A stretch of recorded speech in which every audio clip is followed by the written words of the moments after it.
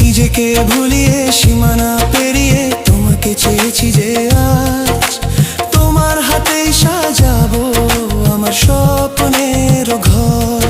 আমি তোমার প্রেমে পড়ে দুনিয়া ভুলে গেছি, তোমার ওই মায়াবী হাসি আমি দেখতে ভালোবাসি।